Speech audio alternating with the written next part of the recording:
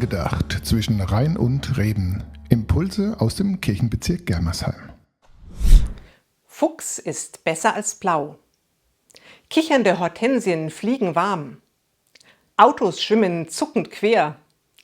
Nein, keine Angst, ich habe nicht den Verstand verloren. Das hilft mir im Alltag. So trainiere ich eine wichtige Kulturtechnik, die wir immer mehr brauchen werden.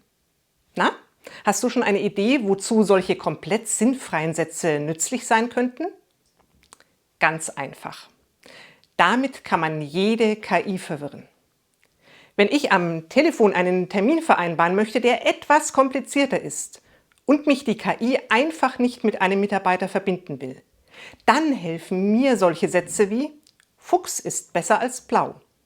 Und es dauert gar nicht lange, bis ich mit einem echten Menschen sprechen kann.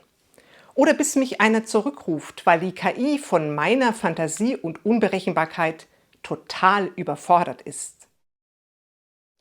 KI kann wirklich ein tolles Werkzeug sein, das uns inspiriert oder auch langweilige Aufgaben abnimmt. Aber sie kann uns Menschen nicht wirklich ersetzen. In Corona-Zeiten haben wir gemerkt, wie sehr wir die persönlichen Gespräche miteinander brauchen.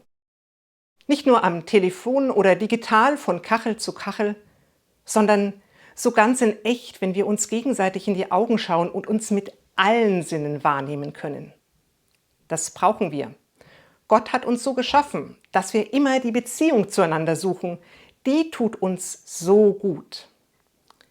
Ein freundliches Wort ist wie Honig, angenehm im Geschmack und gesund für den Körper, heißt es in der Bibel in den Sprüchen Salomons.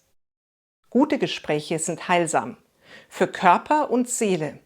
Da tanken wir auf, fühlen uns beschenkt und fangen an zu strahlen. Gott hat uns mit viel Fantasie beschenkt. So können wir gut miteinander im Gespräch bleiben. Auch wenn wir keine KI verwirren, sondern immer wieder neu einen Zugang zueinander suchen. Angedacht zwischen Rhein und Reben. Impulse aus dem Kirchenbezirk Germersheim.